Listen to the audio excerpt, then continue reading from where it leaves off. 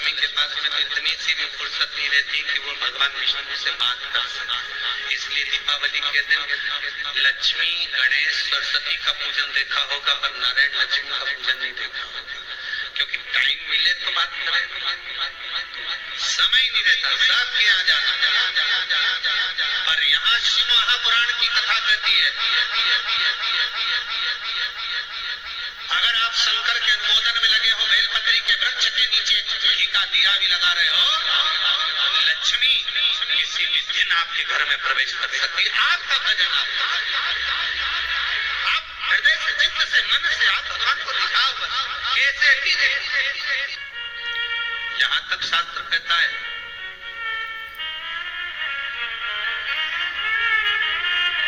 वाणी से विहीन व्यक्ति, दृष्टि से विहीन व्यक्ति, श्रवण शक्ति से विहीन व्यक्ति।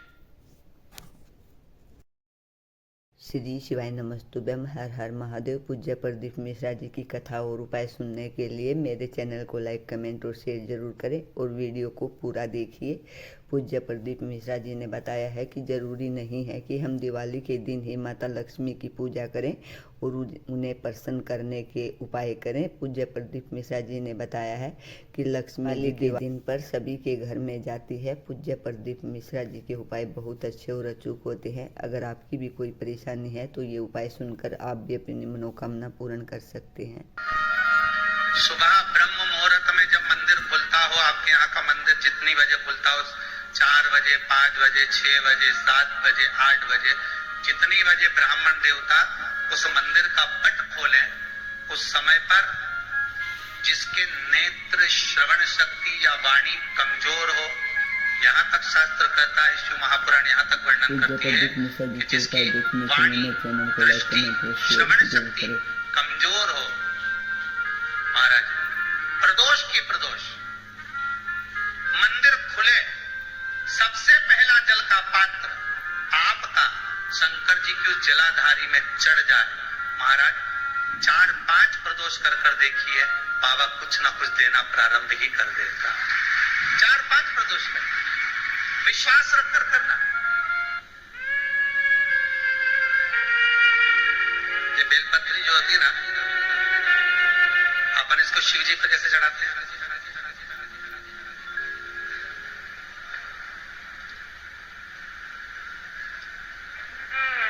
जैसे ये शिवलिंग है, ठीक है, और ये बेलपत्री को अपन ने शंकर जी पे चढ़ाया, इसी तरह चढ़ाते हो ना आप लोग, शिव जी पे चढ़ाया।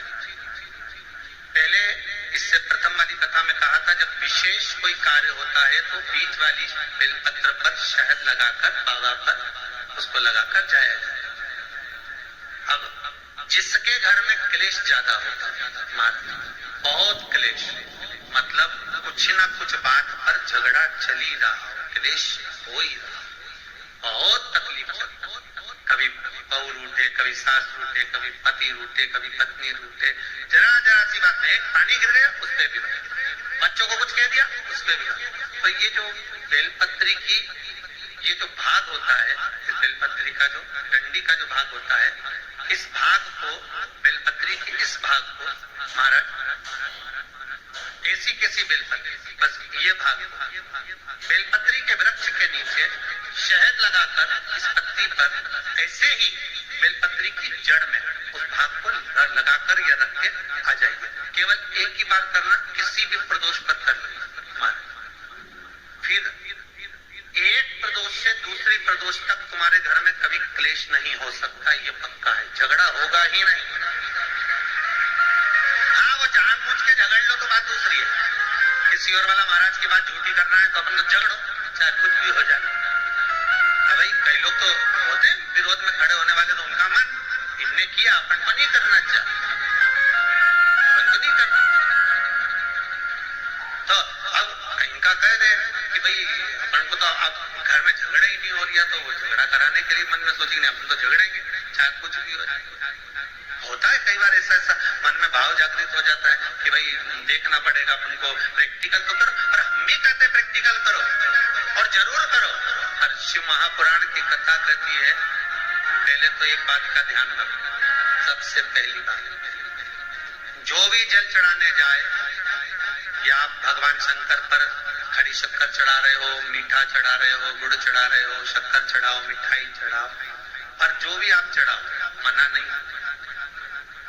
भगवान को जब भी भोग लगाया जाता है तो शिवलिंग से थोड़ा दूर रखा जाता है। ऐसा नहीं है कि तुमने पेड़ा तोड़ के शंकर जी का शिवलिंग पे लगा।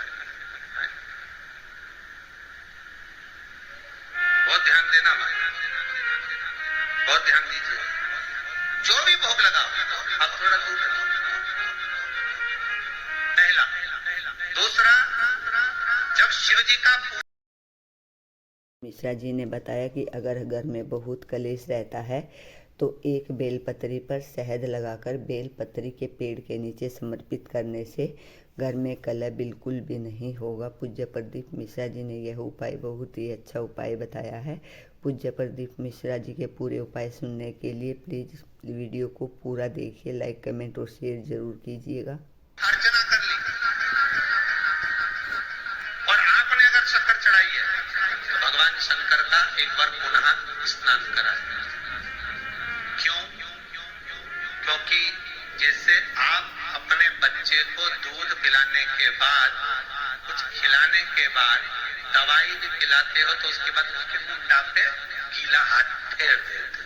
बोलो फेरते हो कि नहीं फेरते? क्यों फेरते हो? क्योंकि रात के सोएगा तो इसका मुंडा में चींटी भरेगी, तो इसलिए मुंडा हाथ फेर दिया।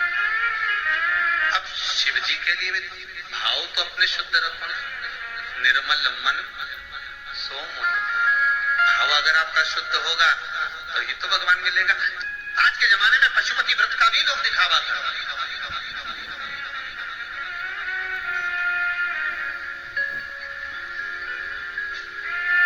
भगवान के सामने जाकर कभी दिखावा मत कि मैं व्रत कर रही। नहीं, ये आप करा रहे हो तो मैं कर रही हूं। 5 व्रत होते हैं पशुपति व्रत के। 5 सुबह के समय पर पूजन की थाली लगाइए, चंदन, अबीर, गुलाल, हल्दी आदि जो भी सामग्री आप पूजन की रखते हो रखो। जल का पात्र, पंचामृत सामग्री, अभिषेक के लिए सब ले जाओ। शिव जी का अभिषेक पूजन मंदिर में जाकर। पशुपति व्रत, घर के अंदर शिवलिंग है तो उसके पूजन का वर्णन नहीं है। जिस शिवलिंग पर सबकी दृष्टि पड़ती हो उस शिवलिंग का मतलब मंदिर का शिवलिंग, वहां पर अभिषेक पूजन कर लिया। सुबह के समय पर भी दिया लगाकर अभिषेक पूजन कर आप जो आए, अगरबत्ती आदि जो भी लगाए आपका भाव। पूज्य प्रदीप मिश्रा जी ने बताया कि अगर हम भगवान शिव को कोई भी मिष्ठान समर्पित करते हैं तो उसके बाद 1 लोटा जल से दोबारा स्नान कराना चाहिए, ऐसे कि ऐसे छोड़कर नहीं आ जाना चाहिए। और पूज्य प्रदीप मिश्रा जी ने पशुपति व्रत का भी बहुत अच्छा उपाय बताया है। और पूज्य प्रदीप मिश्रा जी ने बताया है कि पशुपति व्रत के समय हमें उसी शिवलिंग पर जाना चाहिए जिस शिवलिंग पर सबकी नज़र होती है। घर के शिवलिंग का कोई भी वर्णन नहीं है।